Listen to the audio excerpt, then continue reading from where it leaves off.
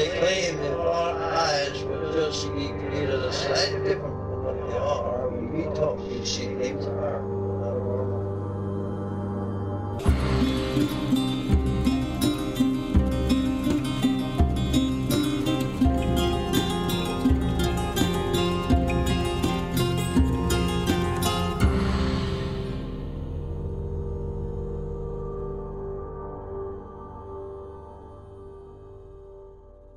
Welcome to Strange Familiars.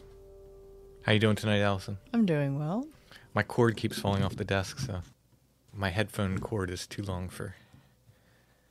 It needs to be retractable or something. Just sit it on the desk. I did, but then it came off. It's not, there's a whole thing. How are you doing tonight, Tim?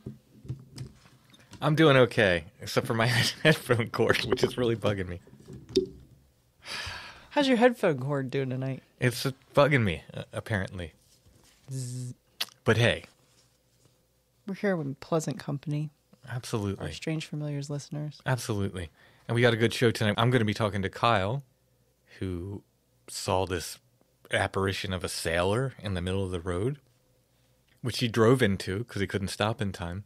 And he saw it come through his car as he drove through it. But he's got a bunch of other stories, too, about seeing this strange red eyeshine, an orb, something that was roaring and kind of howling at him from the rushes. And can't have a show without some nighttime invaders, right? You really can't. Got some nighttime invaders. Does everyone have nighttime invaders? I mean, a lot of people have nighttime invaders. I mean, beyond just like I wake up at 3 a.m. and just worry myself into dry heaving till it's time to wake up. More than those kind of bedroom invaders. No, but you know. But like, yeah, I've had the other kind too. I don't know which I prefer. Yeah. I had a pretty intense dream the other night, which I'm not going to tell here because I'm saving it for a show. I had a bad dream last night too, but it was not metaphysical. It was just anxiety over time. Just putting in the extra hours. That'll do it. Paid time off? No, not from anxiety.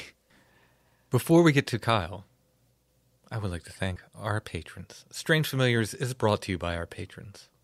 We could not do the show without them. We wouldn't want to do the show without them.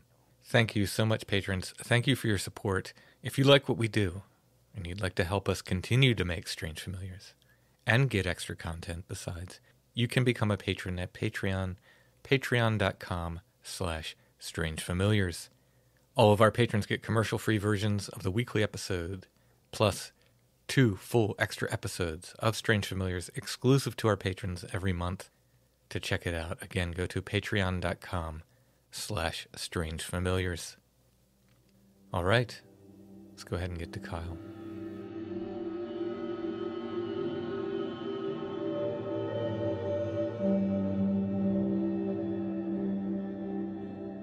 I'd like to welcome Kyle to the show. How you doing tonight, Kyle? I'm doing good. You reached out with an interesting subject line to your email that kind of got me hooked, and I'm interested to hear what this is about. It sounds like you got a variety of stories here, but I want to hear them all, but I'm interested in this old-timey sailor man, or however you described it.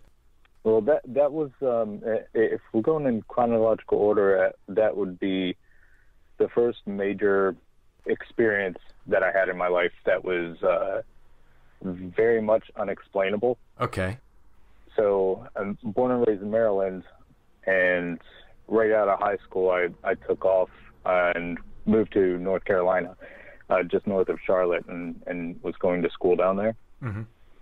While I was in school, I actually went into business for myself in like sales and marketing, and I had a late business meeting. This is back in 2005 at a late business meeting with a bunch of people, and there's not a whole lot to the story, but it is absolutely bizarre. After we had our business meeting, we like grabbed bites to eat. I wasn't even old enough to drink at that point in time. Like there wasn't any drinking. This is a professional business setting. So once that wrapped up, I started driving home, and there's a highway that goes like northbound from Charlotte area through an area called Statesville and up to Mooresville, where I was. It was around 1 in the morning, I would say, just driving home as normal. And I was on that interstate highway. All of a sudden, there is an apparition of a naval sailor that appeared directly in front of my car. I was driving a Camaro at the time, and it was 1 o'clock in the morning, and during a weeknight, there wasn't any traffic. I immediately slammed on my brakes because it looked like a person was standing in front of my car. That's what it was. Mm-hmm. But as it was such a close distance to my car and going 70 miles an hour, 65, whatever I was doing, I didn't have time to stop. And as I'm coming to an abrupt halt, this person, this sailor-looking guy, passes literally through my vehicle, like through the passenger section of my vehicle. Wow. I'm literally getting goosebumps. Like I get goosebumps every time I tell this. Anyway, like my head is turning with it as it's passing through my Camaro. So like as I'm seeing it go through my car, it's basically like I'm seeing like the midsection of this apparition that just goes through my car. And as I turn my head all the way around, it just disappears at the end of my car. Wow. And I'm like at a dead stop on the interstate. And what's really weird is that this is like in Charlotte, North Carolina. There's not a naval base there, but he's dressed in like navy whites. Okay. And it was just absolutely bizarre. So yeah, that's what happened. This is not the first apparition going through a car story we've had on the show. Really? Yeah, I'm almost certain there's been one more where somebody, similar story, they were going down the road, suddenly this thing appears in front of them, they tried to brake, and this thing came through their car, like not physically or, phased through, however you want to put it. Yeah. So did it look like a solid thing when you saw it? You know how like you can adjust the transparency of an image? Mm-hmm. If you go into the settings, I would say that if you were in that type of settings, like where you're adjusting the transparency of an object in Photoshop or whatever, it would probably be at like an 80%. Okay. So like it's not entirely solid, but it looks really solid when it looks like you're about to run into it with your car. Sure. Like I was not thinking this is a ghost when I saw it. Like it looked like a person. Mm-hmm. Like I said, I can't really wrap my head around why this Navy sailor, this like old-timey looking Navy sailor in whites would show up in that area of the world, since it's not like a coastal naval area. Mm-hmm. Like I live in Maryland. Like if I was driving through Annapolis, that would maybe make sense with the Navy base there. Right. Charlotte, North Carolina doesn't make any sense. My grandfather, he was in the Navy. He passed away when my mom was 2. I never knew him, and he died in the Navy. But I'm familiar enough with his image to know that it was not him. Mm-hmm.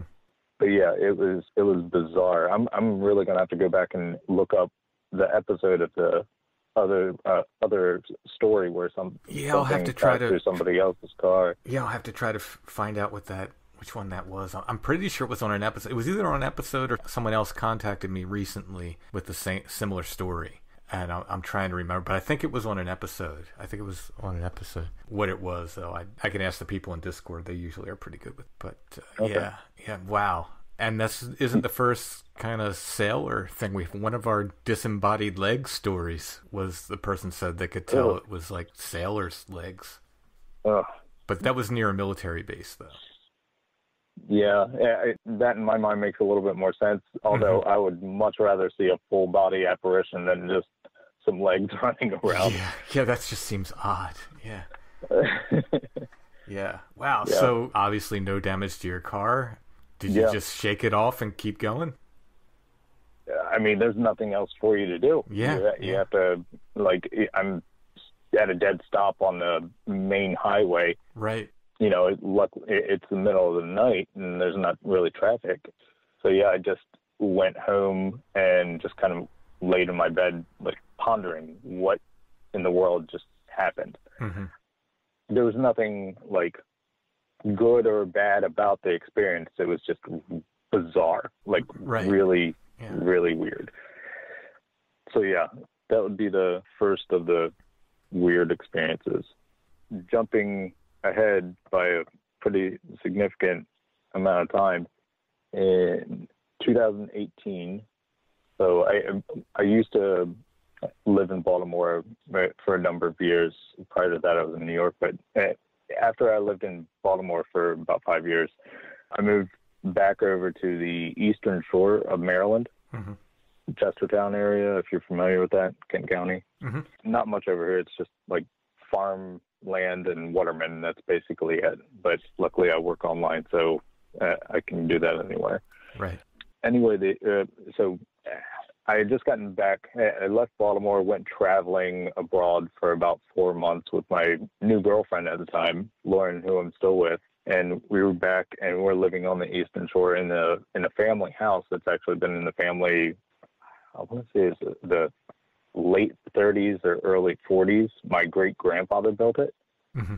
And probably a year or two after that, after us coming over here, I was sleeping in our guest bedroom because I don't know if you're a night owl or anything like that.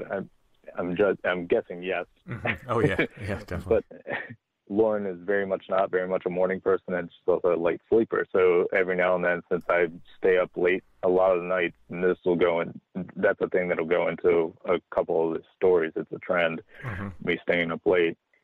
I stayed up probably till like 3 or 4 in the morning and went to bed in the spare bedroom so I wouldn't wake up Lauren and mess up her sleep.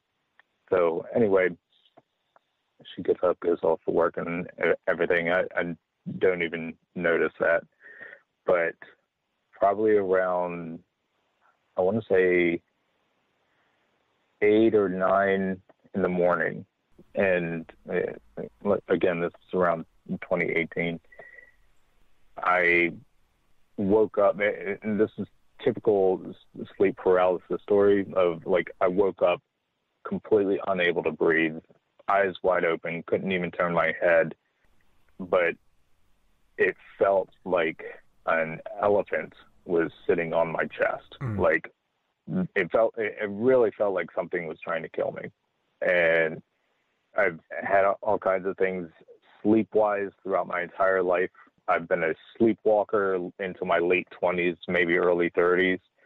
Like I even got out of my camping tent with my parents as a child and started walking down a campground in the middle of New Jersey somewhere. Wow. When I was young. Yeah, like weird stuff. An old roommate, we had a 2-story apartment, and I would wake up on an opposite floor of where I actually went to bed. Like I talk in my sleep a lot. And I also I lucid dream quite frequently, but I never felt anything like this sleep paralysis and I've never had it since. Just that massive weight on my chest, completely unable to move, unable to like inhale and get that breath of air that you need so desperately, and like panic setting in. And it just felt like there was like this dark entity or spirit that was doing this.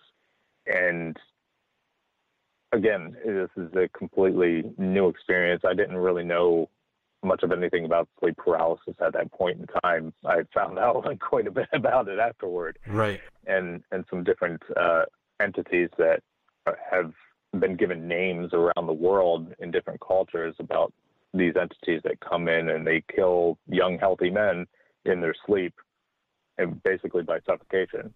Mm. So the strange thing about it did almost feel, aside from the panic and stuff set in, it did feel like there was a sense of an expanded consciousness. Like I was more aware of the surroundings than I should have been, even though I wasn't able to like turn my head and breathe. But it finally like went away in like an instant, and I was then able to breathe and got up and got out of that room pretty quick. And also pretty unexplainable. Yeah. It's bad enough being paralyzed. Not being able to breathe is just panic. Luckily, I've never had that part of it. You haven't had the not able to breathe part? No, I have not. But you have had like the paralysis aspect of it, right? Oh, yeah, definitely. Yeah, I felt like I had heard you mention that in a couple past episodes. Mm-hmm. Yeah, definitely. But the breathing thing would really bother me, I think. That would be really upsetting. No, it's terrifying. Mm-hmm. Yeah. You know, and otherwise, like a healthy young adult, you know, and feeling something like that, it was pretty terrifying. So I mentioned how I'm a night owl and stay up late at night working on my computer and all that stuff. Mm-hmm. That, along with another thing, is going to be relevant to a couple of these other stories. So sometimes if I've had like a stressful day, like there are meditative practices that I do, like Wim Hof breathing techniques. And now, I don't think I did that at that point in time with sleep paralysis. I definitely did like 6 days meditation and stuff like that, which I always found very, very useful. But anyway, outside of that, if I had a particularly stressful day and it was nice outside, I would go out and just drive at night and end up finding a place to park and just look up at the night sky, because like it's nothing but fields around here. So it's super clear, beautiful night skies. I mean, you can see like Baltimore skylights across the bay from where we are. Oh, that's pretty cool.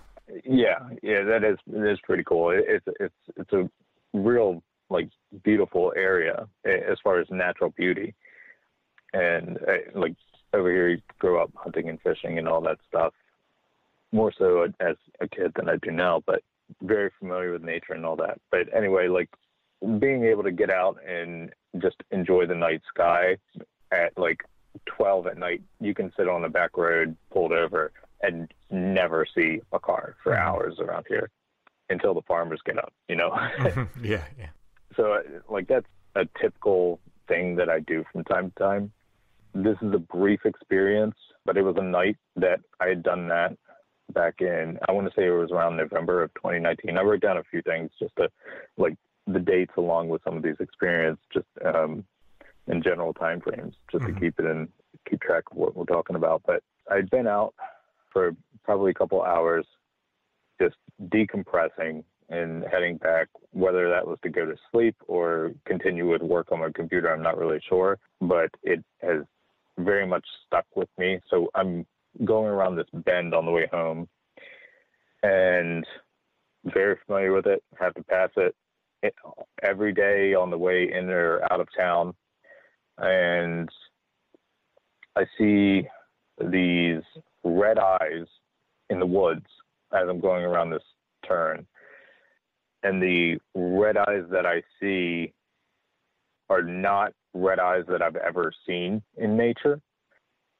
And like growing up hunting, fishing, and in this kind of like natural environment, you get very familiar with the types of eyeshine that's out there, and what kind of creatures give those off, what kind of animals do.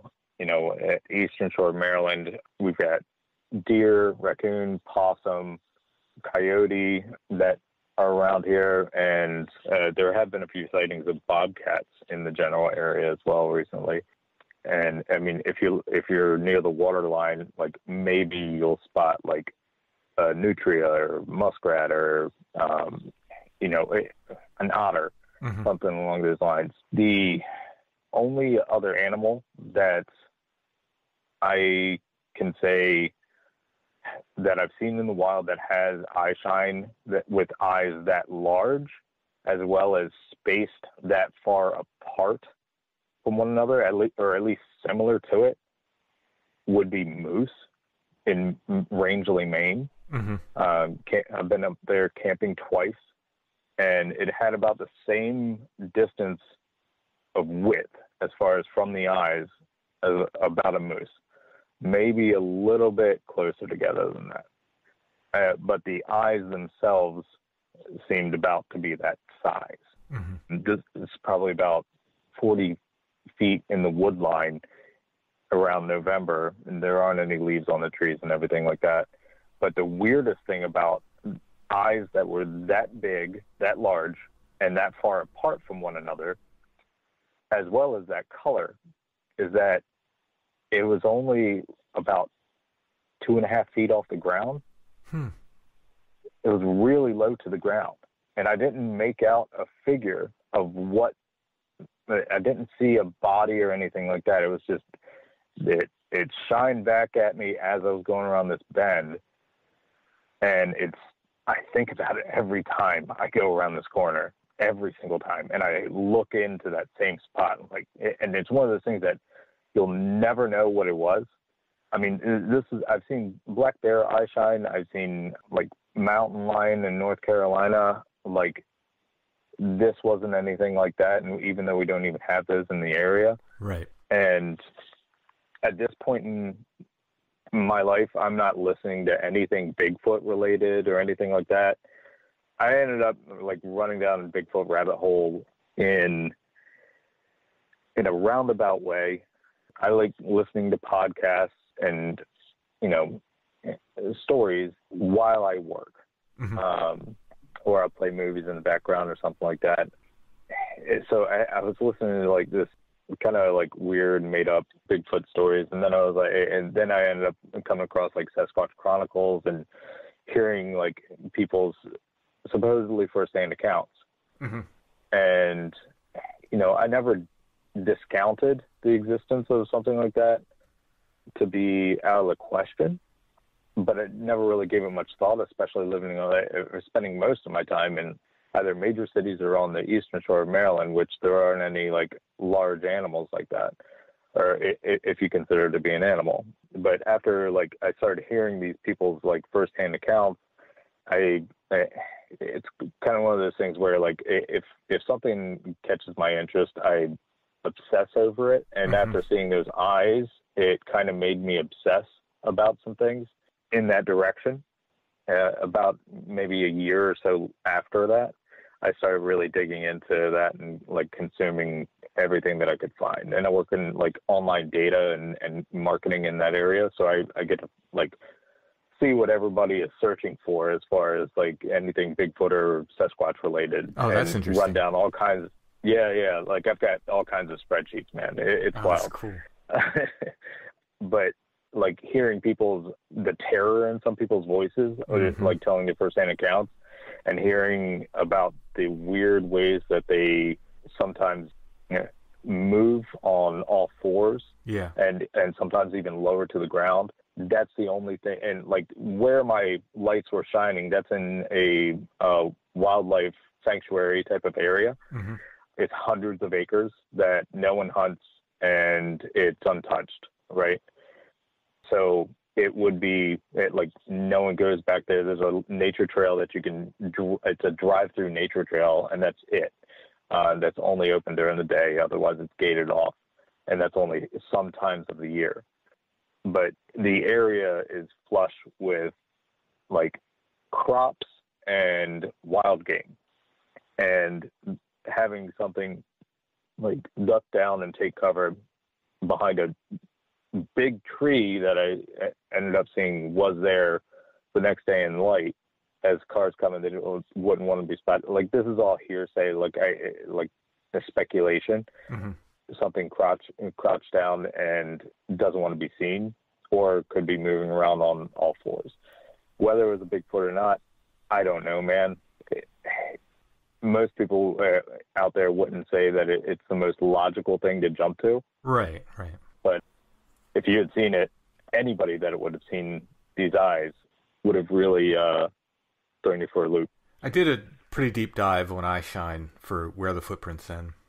And as far as I know, in our area, at least, East Coast kind of, I'm in Pennsylvania, so I'm not terribly far away. As far as I know, the only large animal that can have red eyeshine, doesn't have to, but can have red eyeshine, it depends on their diet, is the bear. The known animal, I'm saying here. So you really eliminate a lot of things it could be, when you're talking red eyeshine. especially if it's big, because Yeah. coyotes, I think, have yellow. There's not many things it can be when it's big and it has red eyeshine. So it basically comes down to, was there a bear where it shouldn't have been, right? Very much where it shouldn't have been. Yeah, that had the exact right diet, because their eyeshine depends on what they eat, that had the exact right diet to give red eyeshine instead of, yellow or greenish, or, they can be a number of different colors. Or was it something else, right? Those are the only two options. Like, you've got two options there. Either an anomalous bear, essentially, that's out of its range, and what is it doing there, or something else. That's it. Like, that's what you got. Yeah. So. Yeah. I mean, possums, their eyes can be red. And they're not, also, they're not 2.5 feet off the ground. Right. Granted, there is a tree that fell over.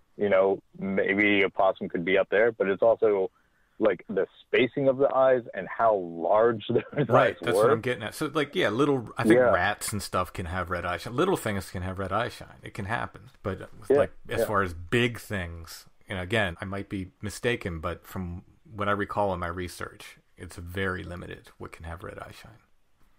Yeah, I mean, white-tailed deer and even sika deer, we have sika deer in Dorchester County, Maryland. Mm-hmm.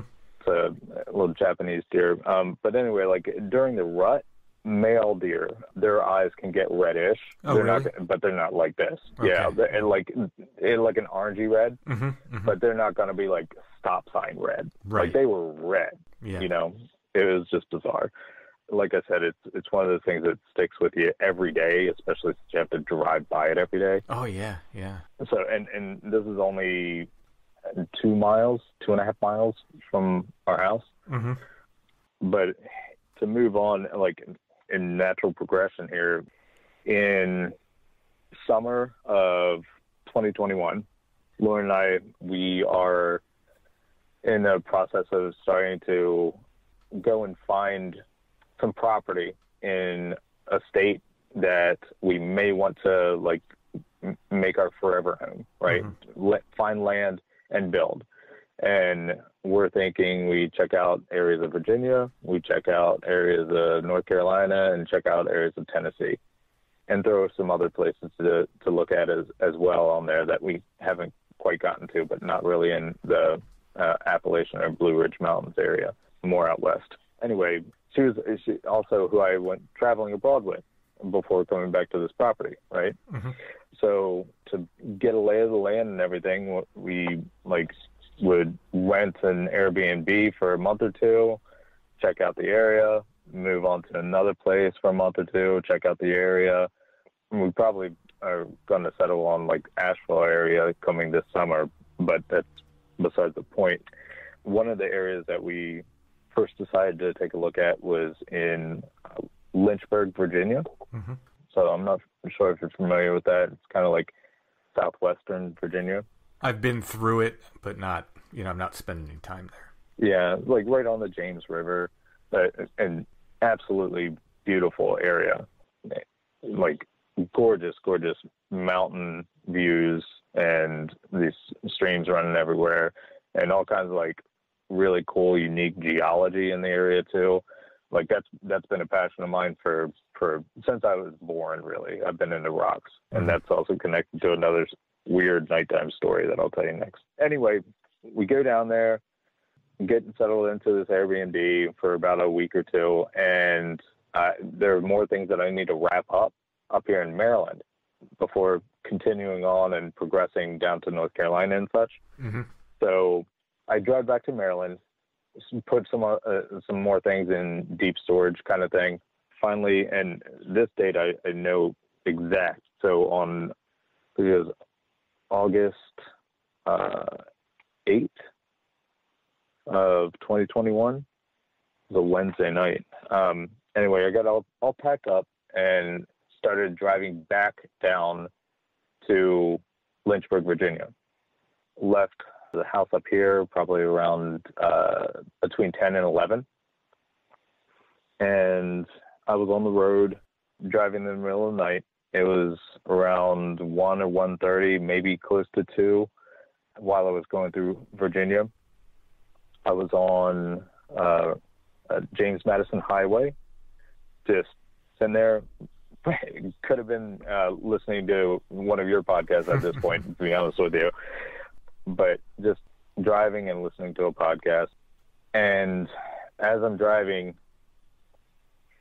out of the woods, first of all, like James Madison Highway, it's Route 15. It's a 2-lane highway in this area, and there's no, it's like a grass median that kind of like has a dip in it. There's no like concrete barrier or anything like that. But I'm coming around this like wide sloping bend, and there's no traffic in either direction at this point in the night on this highway, as far as I can see, in front of me or behind me on either lanes. So it looks like I'm on the only thing on the road. And on this long sloping bend, as I'm approaching Culpeper, on the left, the opposite lane in the wood line, there's this blue light that drifts out, and I'm not familiar with the area. I didn't know if there's like some kind of like something pulling out and onto the road, like a merger or something. Yeah. But it was not a car, and there was no lane there. So as I'm coming around this bend, I'm getting closer to it, but it's crossing the road. It's no vehicle. There's no spot in the middle where somebody can move from one direction to the other. And this blue light comes out of the wood line there, and it's just this blue orb. It's a light blue orb that just floats across the lanes on the oncoming traffic, goes across the median. It does not fall in height at all, even though it dips there, crosses my side of the highway, and then disappears in the woods on the other side of the highway. About how big was it? It's somewhere in the cross between the size of a soccer ball and a basketball. Okay. It's right around that size. And as far as distance is concerned, we're looking at 75 to 100 yards away. From you? I mean, from where you I mean, yeah. I mean, probably in the time that it start to finish, it was probably 100 and finish at like 75, something like that. It just moved at a steady pace, and it wasn't like lighting up a lot of anything. It wasn't lighting up anything. It was just like self-illuminated. Yeah. Like the soft glow of blue light. It was, again, one of those things kind of like the Sailor, where it's like, I mean, not as extreme as the Sailor, but it was one of those things that I thought about the rest of the ride, obviously. Yeah, yeah. Sitting there thinking, what was that? That was bizarre. And it's funny because, like, I never really paid any attention to any of the stories of people talking about orbs and stuff like that on any of the podcasts.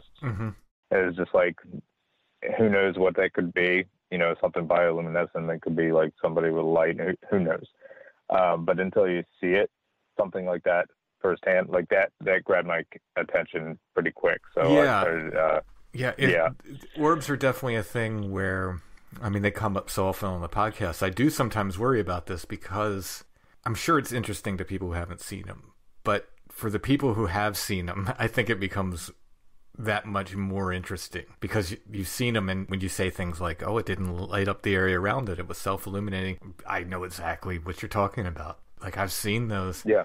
And having seen them, it becomes like way more fascinating, I think, you know, to talk about and to hear stories about and so forth. So yeah, I get you. Like, I can imagine, you know, me 10 years ago hearing orb stories and being like interested, but not in the same way as, you know, once I've seen it. Yeah. Yeah, and honestly, I really, it was like a self-illuminated plasma, you know, and I don't know what to say about it. I do know that, like, on our way back up north, we paid close attention to that area because I wanted to show Lauren, like, exactly where this happened, exactly where I saw it. And it's, like, coming in southbound through Culpeper area. directly between Brandy Station and Culpeper, whoever may be familiar, any listeners with that area. But apparently the largest cavalry battle in the Civil War was fought right there. I know that you've done all kinds of things over and looked into a lot of stuff in Gettysburg area, but we just happened to see this tiny sign on the way as we were paying so much attention to that coming back north. And we saw this tiny little sign that said "Hallowed Ground." And we're like, oh, wonder what that's all about. But that's the only, I was about to say normal explanation, but, you know, if you're going to think of it as far as some kind of like spirit that's in the area after the battles or whatever. But who knows, man? I have no idea what it really is. I mean, I know that a number of these things that people encounter seem to be conscious and react and engage with people. Have you ever had anything like that happen personally, like in any kind of reaction with one? Oh, yeah. When I took my friend John, who was pretty skeptical of these things, to Site 7, they really seemed to be kind of interacting with us. It was just incredible. We hiked into the woods during the day where we see the lights, and we just stood there and waited till it got dark. And when it got dark, the lights were coming right up to us. It was absolutely fascinating. It was like they were checking us out. Yeah. Connecting the dots, that's the same Route 15 that goes up through Gettysburg, by the way. Oh, okay. Yeah. All right. One just went on a long road trip, I guess, from Gettysburg. I mean, yeah, who knows? But I just find it interesting. When you said 15, I was like, oh, I wonder if that's the same 15. So I called up Google Maps. I was looking, I was like, yeah, it's the same 15. Yeah. I know this is just coincidence. Some people may not think so, but as soon as I saw that night, how I knew I was going to be able to tell Lauren exactly where this happened, I was like, I got to pay attention to like next exit sign so I can tell her right where this happened.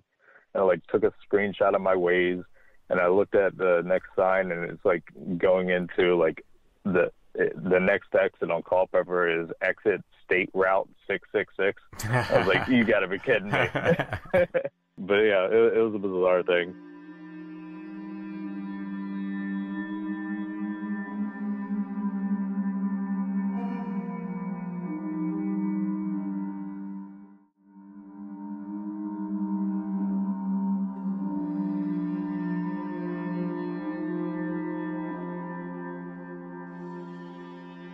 So, as I said, we came back to Maryland for like holidays, and then like we had some COVID things that go down, and ended up staying longer. And we're going to be taking off again toward the summer.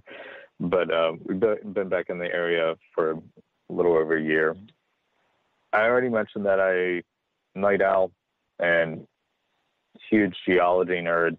So I don't know if you've ever heard of anything called the Uprolite. It's a stone that's found up near in like Great Lakes, I think, like Michigan. Okay. And it was recently discovered within like the last 10 or 15 years, I believe. And some guy was just out on the beach with a UV light, and he found this rock that like lights up like lava.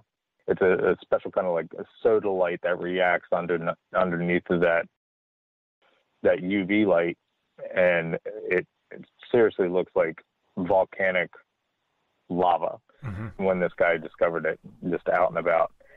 So, and there's all kinds of minerals and like that all over the country, like Franklinite, New Jersey, whatever. Chesapeake Bay, I've found all kinds of things over the years as far as rock and mineral specimens, some larger than recorded state records for certain mineral types. I'm just kind of scared to report them. don't want them to get taken away for a museum or whatever. Gotcha. But knowing about this Uprolite thing and how it reacts to UV as well as all these other minerals, I wanted to test that and play around with that. I already had some reactive mineral specimens, and I had like a cheap UV light and like $30 or $40. So I went ahead and I bought myself a nice one that's like $100, $150. It's a long range UV light. I already done some work. I was going to take a break. So around 10 p.m. one night, this was around late January, early February of 2022, I go down to our beach. We have a beach that in our little community, right, that's right on the bay, and it's real rocky. There's some sandy patches or whatever, but they're like rocky patches and sandy patches that then they're like these paths through Phragmite that go around to another little beach and stuff like that. So anyway, I take a little shortcut to this like back inlet beach, and I've got a rechargeable headlamp on my head. I've got a specimen bag to throw anything in that lights up under this UV to collect, and then like wash and add to the collection or whatever later. And I've got this UV light, right?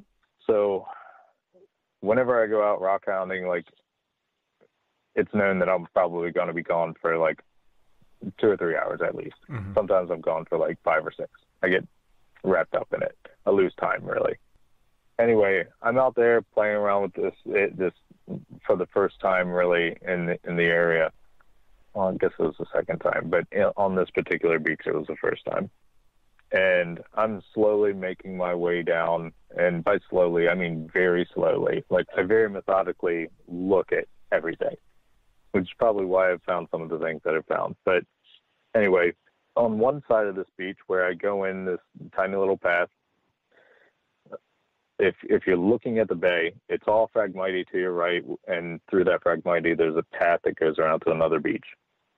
I'm going left, okay? So I'm basically starting where the sand and rocks are and wrapping around to this other wall of Phragmite where there is no other path. No one goes back there. It just kind of turns into marsh. I've taken kayaks back there a couple times. So anyway, I start on that side of the beach around 10 o'clock. Could be a little bit later. But by the time I make it to the other end of the beach, which is probably, I mean, it may be 150 yards long. So it's not a long beach. And it's only maybe about 10 feet wide. But by the time I get there, it's around 1 in the morning. Okay. So it's been a little while, and this is a rechargeable headlamp, 150 lumens, and I'm not that familiar with it. And it's got like a few different settings, and I always had it on like the highest setting. But by the time I get there near the edge, like right by this wall of Phragmite, my headlight dies. And I'm just sitting there like with this bright, quote unquote, bright UV light, which doesn't really light up anything. It's just kind of a violet color on the ground. Mm-hmm. And I'm about 10 feet from the wall of Phragmite. If anybody is familiar, like Phragmite is these like marshy reeds, real tall. And out of nowhere, I haven't heard anything aside from like very lightly like water lapping up on the shoreline. It's a completely dead, cold winter night.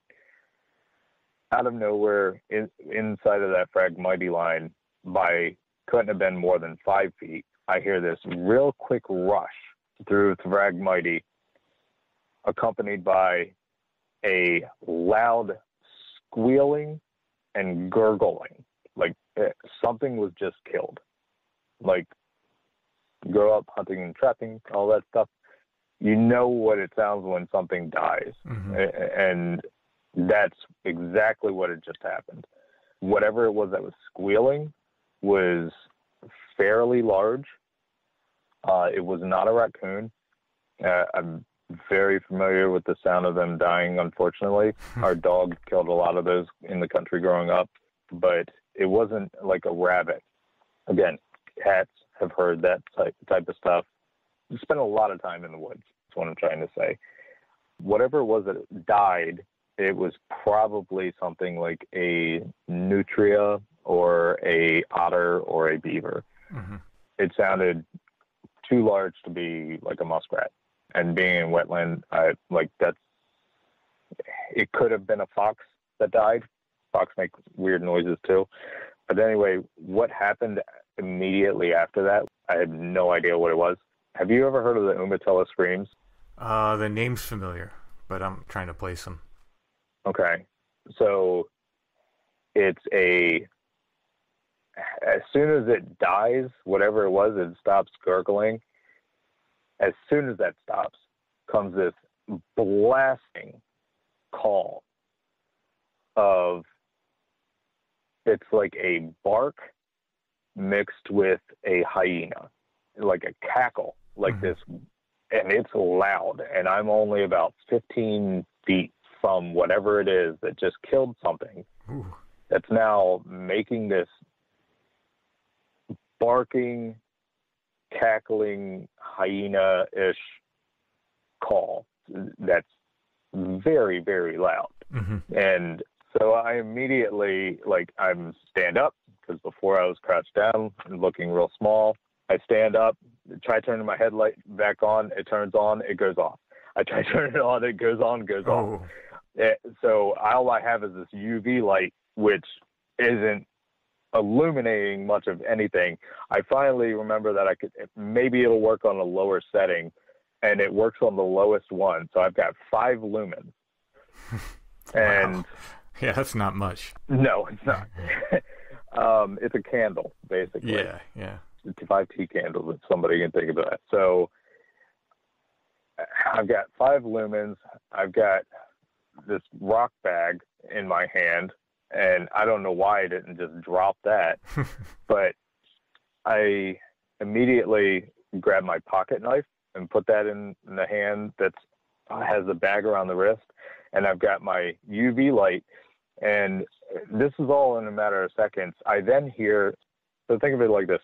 My right side, if I'm heading south on the bay, is like up against the water.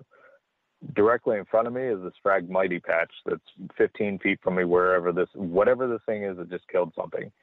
And then immediately to my left is this marshy area that you can't walk through.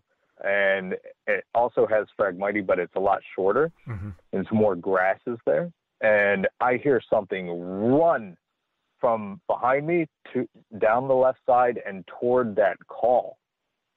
And I am, at this point, I put the UV, so I never saw it. Whatever it was fast and moved, and it was, I didn't know if it was something that, I know it was a second something. Still don't know what it was, but I don't know if it was something that was trying to flank me or if it was trying to get to that first thing, because it was like a dinner call. Right. Yeah. I don't know. I don't know what that sound was. I have never heard it in my life except for the Umatilla screams. Wow. I put the flashlight in my hand with the knife, with the bag around my wrist, and I start picking up rocks and start throwing them into the Phragmites as I'm backing away. Because I don't want to turn and run, and I don't want to turn my back on whatever this is, even though I don't have much to see with. And I'm just throwing rocks, and the thing just keeps chiming off. No clue what animal would sit there making a sound like that with like fairly decent sized rocks raining down on it. Right? Yeah. It is bizarre. And as soon as I heard the thing run off to the left, I start throwing rocks in both directions. Like, I never saw anything. It was just this thing chiming off, and then this other thing that runs by my left, and never saw anything. Just, God, I wish I had a second light. Right. And just start throwing these rocks and backing away. I have to get to the completely other side of this inlet beach. And I'm probably about 20 feet or so from once I make it back. I'm not throwing rocks anymore because I can't throw that far, you know. So once I make it up closer to the side where I can take the path up to and go back up to my house, this loud noise comes from from where that path is that goes to the other beach. And I turn my light, and even though it's only 5 lumens, there's a 6-point buck that does a blow.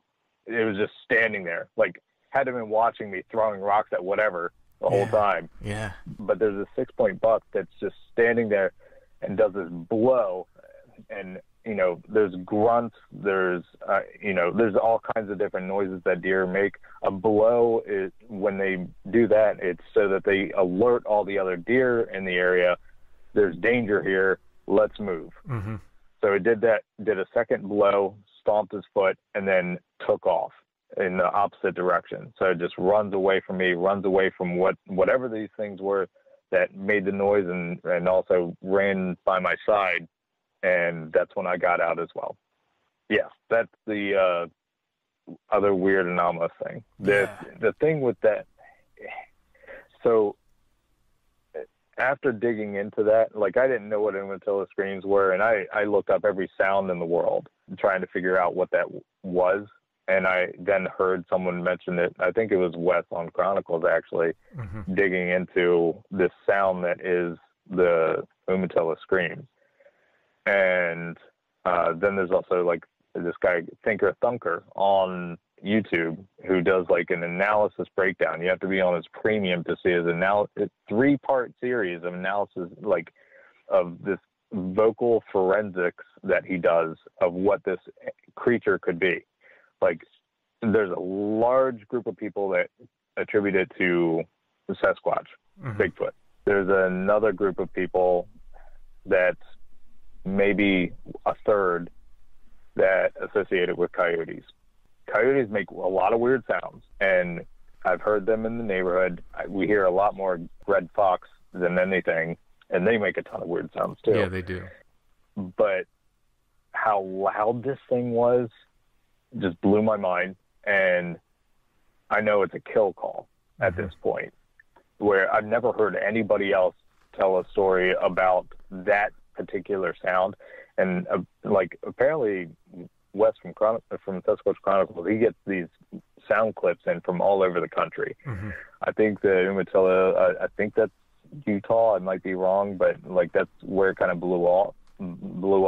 It was like a sound that's coming from there are 2 videos online, and it's Indian reservation, and they're hearing this weird sound chiming off at night. And dude, it's so weird. You got to look it up. I will. Yeah. Because it is haunting, especially when you're like 15 feet from it, and it just killed something. Yeah. I think I have heard them before. I just didn't. I've heard so many different vocalizations, I just couldn't place it. Yeah. Hyena-like. Yeah. The cackle is really what gets you. Yeah. That and how loud it is when you're, God, especially that close. It was very, very loud. When the second one came around your side, could you make an estimate as to how close it was to you? I would say that one was probably about 25 feet, maybe 30. Wow. So it was a further distance, but it was off to my left. And being that, like, I was at the end of the beach, I was like right up to that Phragmites line.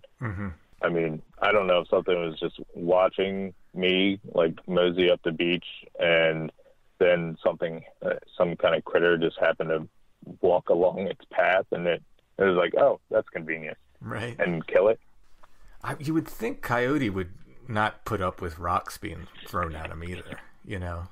Yeah, you would. Yeah. I mean, and, like, these are rocks, like, I was picking up things that were, like 2 or 3 at a time, and I'm sure there's some, like, pea gravel mixed in there, but, like, a lot of the rocks that I was picking up is, like, the size of a lacrosse ball. Basically, like, 2 at a time. You can't really pick up, not very well, 3 lacrosse balls, but, right. Like, but if you got hit with one of those, like, you'd move off. No, like, unless you're a bear, but a bear's not going to, like, make a sound like that either. That's going to be a much deeper, like, I heard bear when I was on a nature hike with my mom at a young age. Like, that was the first time I heard a bear in the wild, and that was in Pennsylvania. Or no, New York. Sorry. Like, I know what these animals sound like. And most of me wants to lean toward coyote, especially since, like, the sound clips that I've heard from that get sent in to Wes, like, and sorry to keep saying it, like, plug in another podcast Wes or and I are whatever. friends. Just, like, Wes and I are friends. It's totally fine. Yeah. No problem. Yeah. So, but, like, he's had clips come in from like upper West Coast, Texas. I've heard them from New Mexico, like all over. So as far as like animal species with that type of terrain cover and habitat, like the coyote fits that. But like I've also heard a handful of Bigfoot investigators who have said that they've seen Bigfoot make that sound. Oh, that's interesting. And one of them that have said that was one that apparently saw a female Sasquatch make that same call in Cecil County, Maryland. It was after it made a fresh kill, and it was calling like ringing a dinner bell for baby. Oh, wow. And that just rang too close to what happened to under these circumstances where something killed, this thing called off, and then something else off to my side, but in the direction of that other thing, like it was a dinner bell. And prior to hearing like some of these accounts from the investigators about the sounds, I was more convinced that it was coyote. But then when you intertwine those stories from quote unquote firsthand accounts, it makes you second guess. So I'm like 60% coyote, 40% maybe something else that could be big and hairy. Right. You know, I would say like that's the most shaken I've been in the wild. Yeah, I was going to ask you like two questions. Number one, did your headlight come on again later? Oh, it was batteries. It was batteries. Yeah, because I'd been out there for hours at that point. It's also wintertime, which also kills batteries. So it had ran its full life. Okay. For sure. So yeah, it wasn't a strangeness factor that killed it. No. Okay. No, it wasn't anything like that. All right. The other question is, have you gone back at night again? I have. I haven't gone out that late at night. It's mostly been like sunset, and I just happen to be there at night as well. But I've also been there's a smaller, more private beach that I go to that doesn't really get any foot traffic at all. And that one I'm a little more comfortable. I was ambushed one night by about like 9 raccoons. Oh, jeez. That's my nightmare. It doesn't have anything on that screaming hyena thing, whatever that was.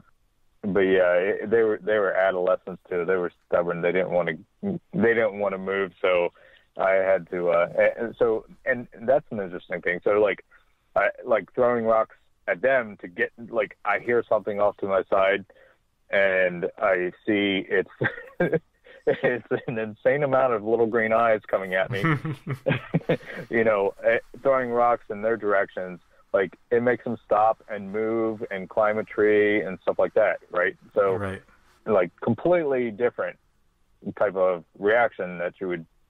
It's the reaction that you would anticipate coming from an animal if it's having rocks thrown at it, and that was just long enough for me to grab my things and go up to the house. I wasn't going to stick around there, but you know. They're scavengers. They're dead fish on the beach and stuff like that from time to time. So, you know, it's dinner time for them. Right, yeah. But yeah, dude, I have no idea what that was. I really want somebody to have a video of it, of a coyote making that sound. Yeah. Or a Bigfoot, but preferably a coyote. Just that's a little more comfortable if it's a coyote. You know, listening to your podcast, the red eyes that I saw, like after listening to yours, I was like, I wonder if you'd think it's an albatwitch. Like albatwitch and pugwudgie, like that's typically, it's pretty much the same type of entity, right?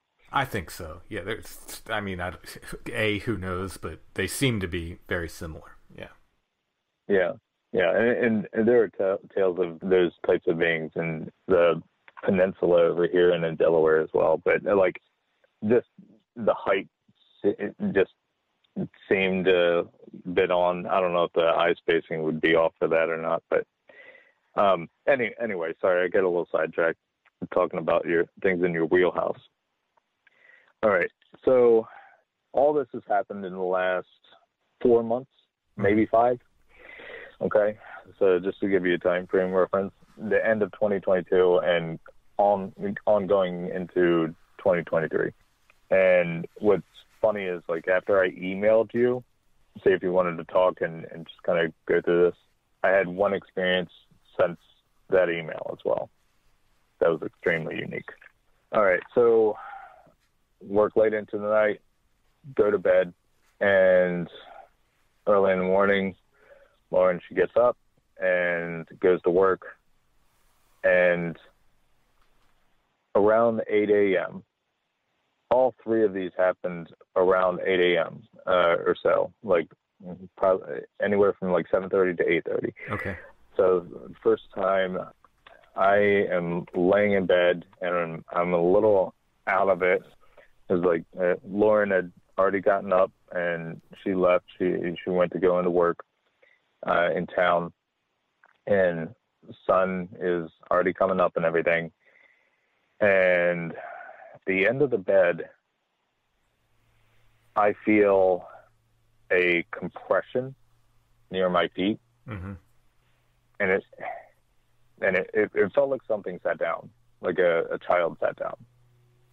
And you'd probably be talking something like, we've got a foam mattress, you know, and it kind of jarred me out of sleep, and like, what was that? And I was like, oh, I must be dreaming or something, and put my head back down, started to go back to sleep, and I feel small feet run up the bed.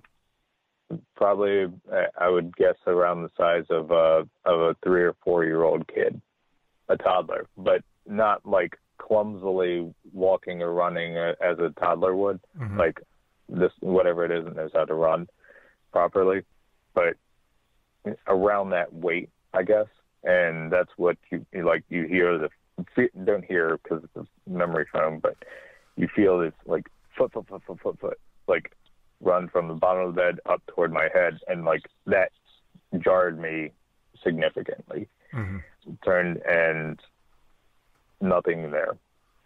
Put my head back down and drift off, nothing else. A couple weeks after that, same scenario, go to bed late, and Lauren's gone, off either at work or going for her morning run, and I feel something like tug the blanket, and again, like jerks me like out of sleep, out of slumber, and I'm like, oh God, like, what is this? What's happening here? Try to like shake it off, thinking it's in my head, and put my head down. Same thing, runs up the bed. These small feet. At this point, I'm like, all right, this has happened before, and now I'm pretty out of sleep mode. But I know I need to get a little bit more sleep. Right. Put my head back down, right, and close my eyes. And as soon as I close my eyes this time, the same feet run from the head of the bed down to the bottom of the bed. So it's like it ran up, and then when it saw that I wasn't watching anymore, or my eyes were closed, it ran from the head of the bed down the bottom. Then it didn't do it again, right? Come like 3 or 4 weeks later, same exact thing.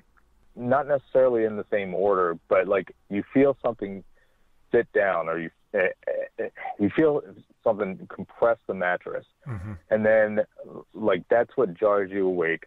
Then you feel something run up the side of the bed, and there's nothing about this that feels like it has ill intent, right? It just seems like almost like playful, like almost like a kid is like with their parents, or like even I remember being with my parents. Like we get up before our parents, we run in the bed and run over to our parents and jump on their bed to wake them up, and that's what it kind of feels like. It kind of feels like a playful, mischievous type of like time to get up. Mm-hmm. In what I'm sensing from this. Anyway, it runs up the bed, put my head down, runs down the bed again, and it does this a couple times this time, And that's when I actually got upset with it, whatever it was, whatever it is. And I literally yelled, like, would you knock it off? Like, I can only imagine if Lauren was in the house, like, she would have been like, Yeah, who what are you talking about? I'm not yeah. So, because I was trying to get some sleep, right? So it was just, like, frustrating. And it wasn't freaking me out just because of, like, how I was raised with things like this. But when I did that, I then laid back down after literally yelling that. And that's when I felt the mattress completely depress next to me, as if whatever it is, it stopped and it laid next to me. Oh, wow. Yeah. And that's when I got out of bed for the day. Yeah. That one happened, I want to say, early mid-January. Okay. And there was another time that was at nighttime where, like, I felt like some kind of thing was in the corner of the room that did have or could have potentially had bad intentions. And I basically spoke to it in my mind, warning it. I was like, if you have any bad intentions, this is not the house. You do not want to mess with me and my faith. I'm protected. And if you have any bad intent, you should leave now. So I didn't like banish anything, but I was just warning whatever it was that I was feeling and sensing in this corner of the room that night. Mm-hmm. Anyway, that was probably like, it didn't seem like it was the same thing as those feet, but it was only like a week or two after that last occurrence. Then I reached out to you, I guess about a week and a half, 2 weeks ago, right? Mm-hmm. And nothing had happened in that time frame since I gave whatever that was, that kind of a warning, I guess you would say. Anyway, after I contacted you, this is a really weird night. So I didn't go to bed that late, and I was in the house alone this time. Actually, the night that I did that warning to whatever that was, that's the only time that I was in the bedroom where, like, Lauren was actually in there with me and she was sound asleep. Mm-hmm. So I was also feeling a little, maybe, like, protective. Sure.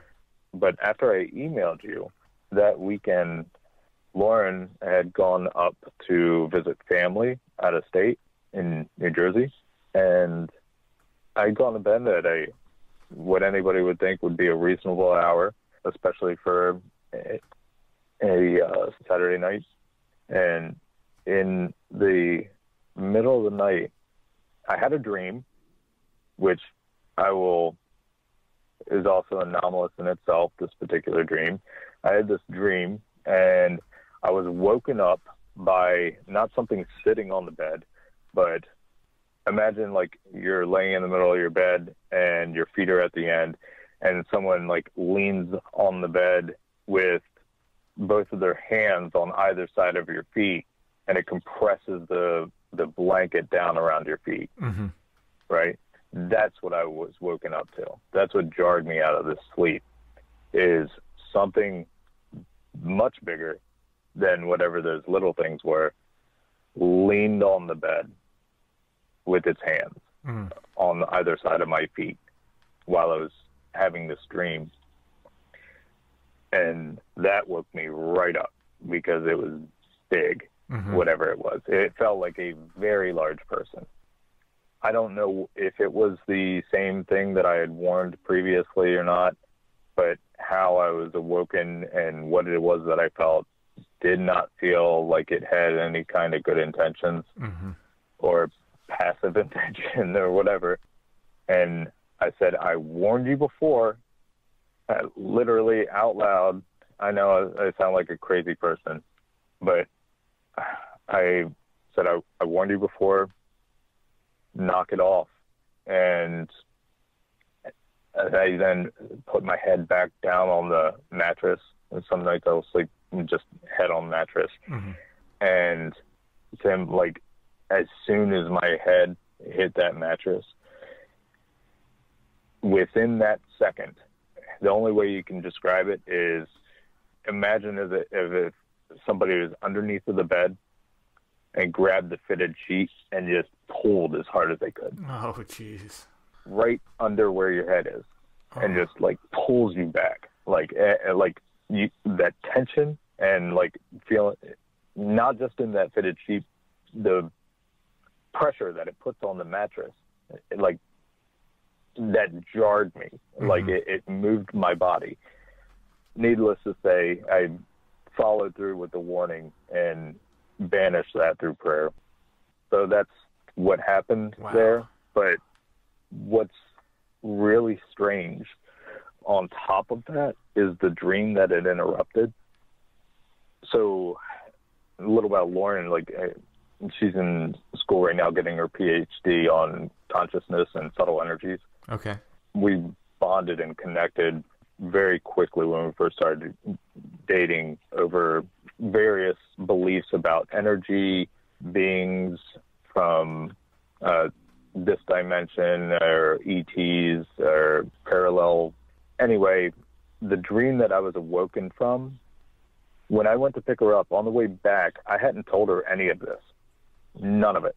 And she said, I had the craziest dream while I was at my parents'. And she said, I had this dream and it felt so real. You were right there and you're just looking down on me and smiling and just, like, looking at me like you just love me so much. As soon as she said that, I was like, I had that same exact dream looking down on you. Oh, weird. There's lucid dreaming, there's astral travel. There are things where certain people can connect with loved ones or friends in dream states, and then, like, shared dreams. Yeah, I've had crazy dream experiences, but, like, I was like, you're not gonna believe. Like, we just went into it, and she was just like, that's exactly what it was. Like, how she described me looking down at her, just lovingly smiling at her, that's exactly what I remember doing in that dream, and then being woken up by whatever that was. In the dream, were you in the same room? Like, did both of us dream the same place? Yeah, like, were you in the room that you woke up in, essentially, in the dream? I was in New Jersey. Oh, okay. Where she was, where she was sleeping in the dream, and that's also what she dreamt. Oh, interesting. Okay, all right. Yeah. Huh. So, like, in the dream, we dreamt the same thing in the same locality in that dream state. Right. Yeah, but it was more real than real. And when these, the running and the, not the initial pressure which wakes you up, but the pressure you feel afterwards, you're fully awake for these things. Oh, yeah. Yeah. Oh, yeah. Yeah. Yeah. Based on the way that I was brought up and my own personal beliefs and everything, I have different beliefs than how I was raised, but one of the things that I believe that I was gifted with as a spiritual gift would be an abundance of faith. Mm-hmm. And I've had a lot of near-death experiences in my life, and a number of those can only, like, the only reason that I'm still around is because something else was looking out for me. Mm-hmm.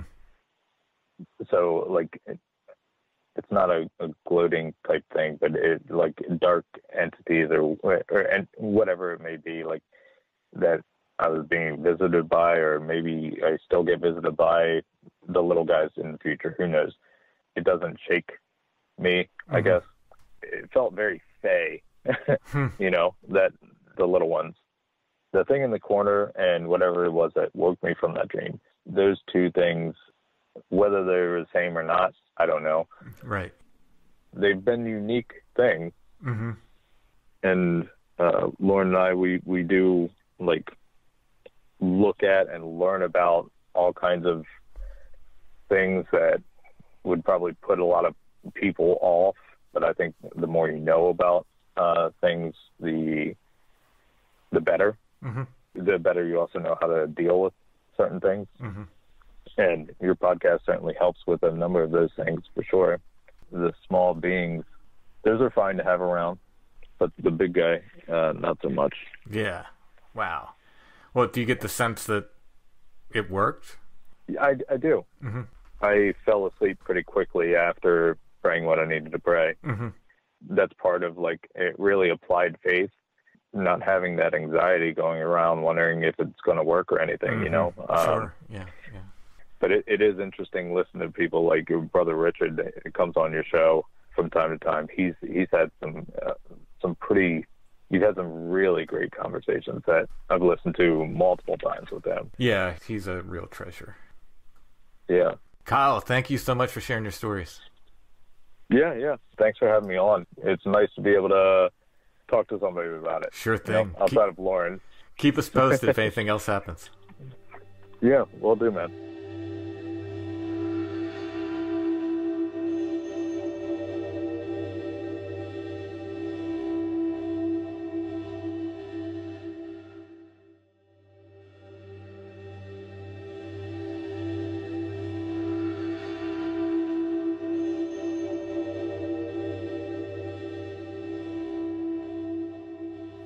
I would like to thank Rebecca S.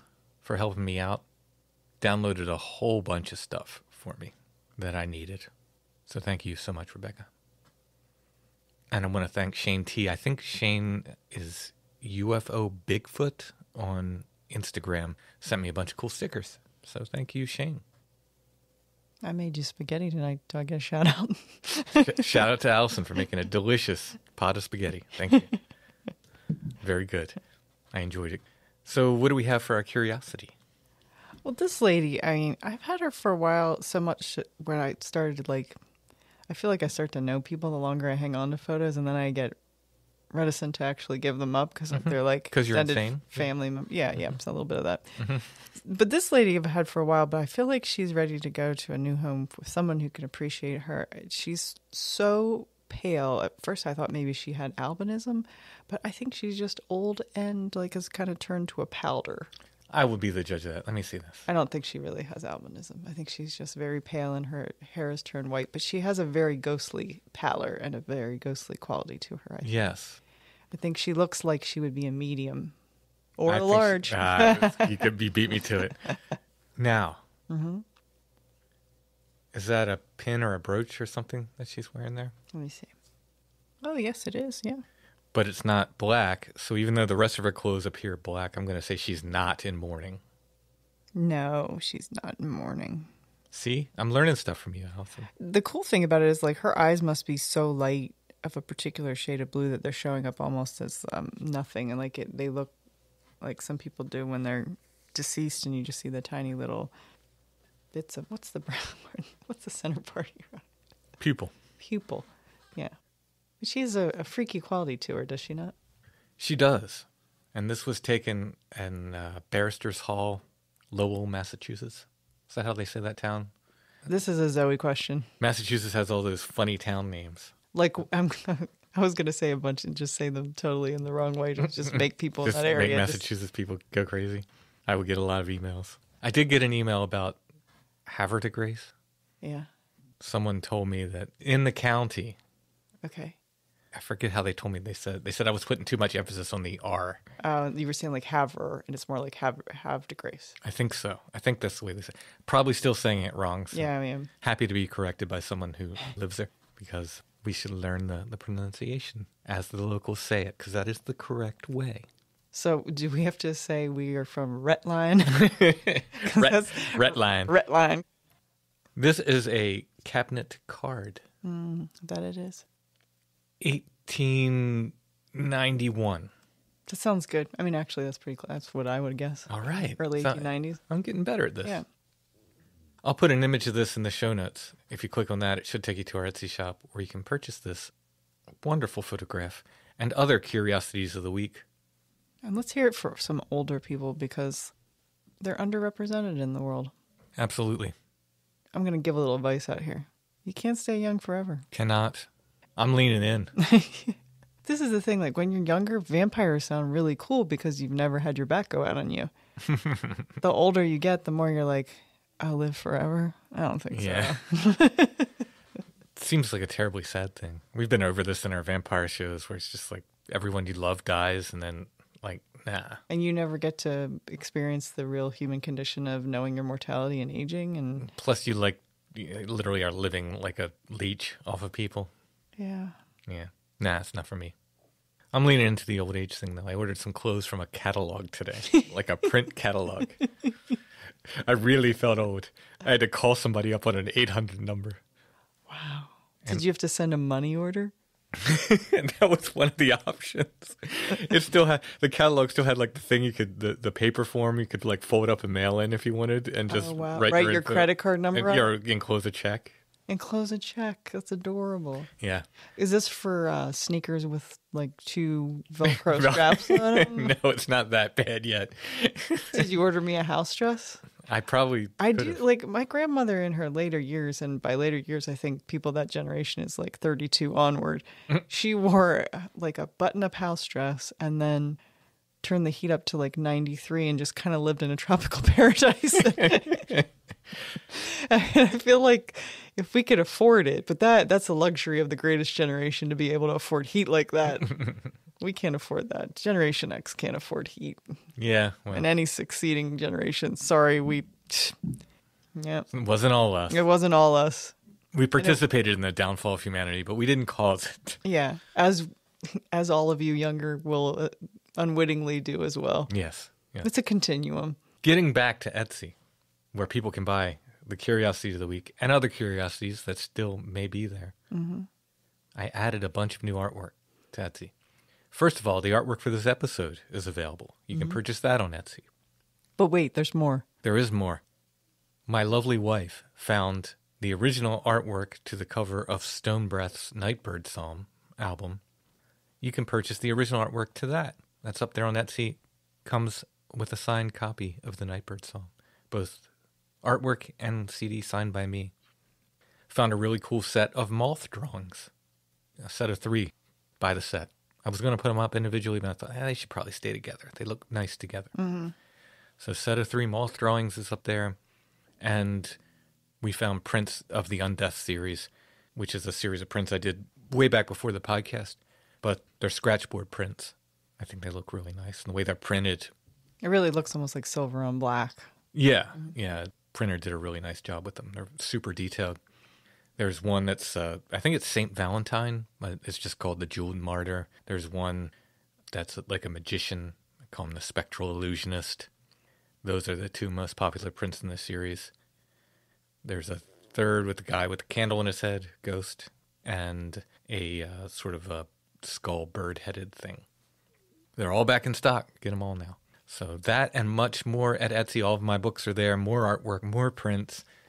Strange Familiars t-shirts, stickers, and more. Allison has lots of antique photos up there. Go ahead and check it out. Our shop name is Lost Grave. It's one word.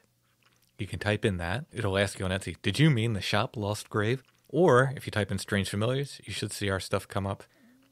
Shopping at our Etsy store helps us continue to make the podcast. It's another way to support us. So thanks for everyone who does. I think that's it for this week, Allison. Anything else? No, I'm really excited. It's springtime. It is. It's nice. Yeah. Warmth, sun, vitamin D. All right. Yay. Well, we'll be back soon with more Strange Familiars.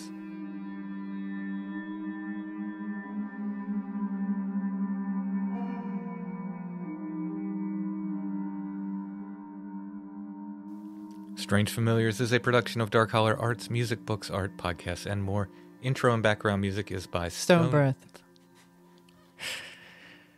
If you want to hear more Stone Breath or purchase music by Stone Breath, you can go to stonebreath.bandcamp.com.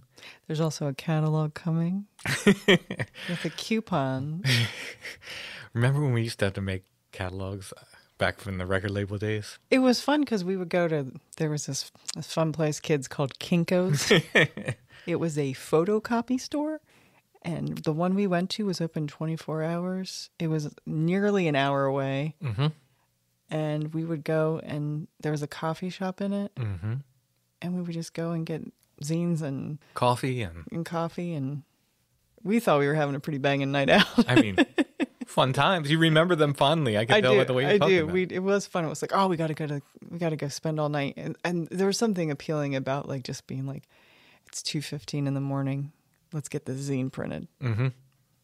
Now it's like 8:45 at night, and it's like, it's that, and then where are we going to eat? Because everything closes at 4:30 now. Oh, yes. Post-pandemic. But restaurants are not open late anymore. I know. Where does Octavian and I, on a Saturday night, after he came to that creature feature thing with me, we wanted to go to, like, I don't know if it's a chain restaurant or what. I won't say their name, but they have multiple locations. I guess they are a chain. It's just, I don't know if they're... like a regional chain. Yeah, I don't know if they're outside of Maryland and Pennsylvania. But in any case, you'd think they would be open till 9 on a Saturday. No, they were closed. They were like 8 p.m. They were closed. 8 p.m. on a Saturday. Yeah. There are places where people don't even think about eating dinner till later than that. Right? What is going on?